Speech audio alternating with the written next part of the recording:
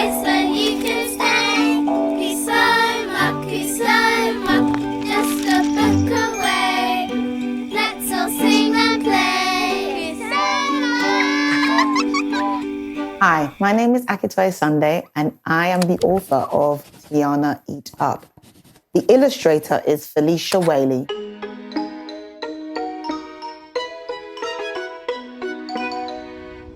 Tiana loved going to her grandma's house.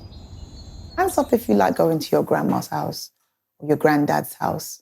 She adored her cooking and always found herself observing the way in which she would chop, peel, and marinate the food with love. Tiana admired her grandma's passion for food and cooking, especially when she made her favorite dishes like spicy tomato spaghetti sauce and giant king prawns.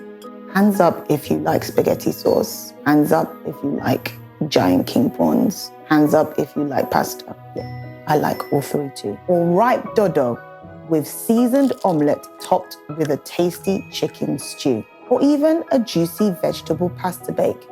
Tiana loved what she knew and knew what she loved. Does anyone know what dodo might be? We'll find out at the end. And do you know what your favorite dishes are? That was until she arrived at Grandma's house that day, and the mood was different. She could smell it. Quickly, Tiana rushed through the corridor and into the kitchen, where she found a colored bowl and a plate sitting on the kitchen island. She winced. She caught a glimpse of its content. There were green, yellow, and orange bits all in the same bowl. Tiana was not impressed. Tiana, eat up, Grandma announced happily as she gently pushed the tray of food towards her. Tiana pushed the bowl away with the hope that one of her favorite dishes would appear. However, it did not. Moments later, the food was still there, but now her stomach had grown peckish and impatient. Grumble, as she played on the swings. Grumble, as she practiced new hairstyles on her doll.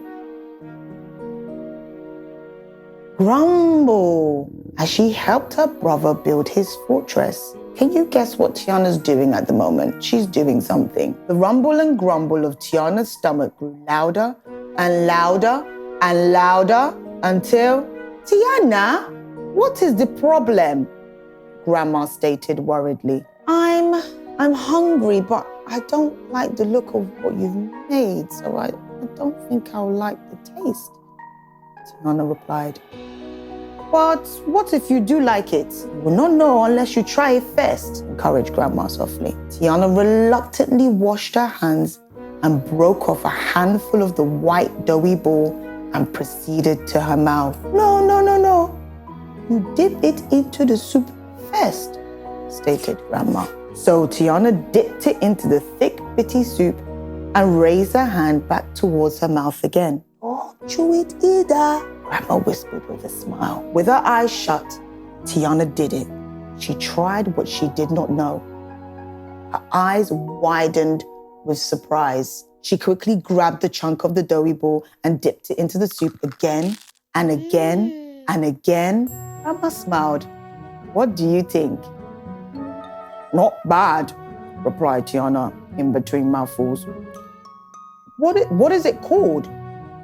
Eba and egusi soup, Grandma beamed. You see, new things are not all that bad. That evening, as Tiana strolled home with her mother and brother, her imagination ran wild with the millions of possible dishes she might encounter on her next visit to Grandma's house. So I did ask you during the book, what do you think dodo might be? Have you guessed? So dodo is fried plantain. It's either fried plantain or fried plantain, depending on where you come from.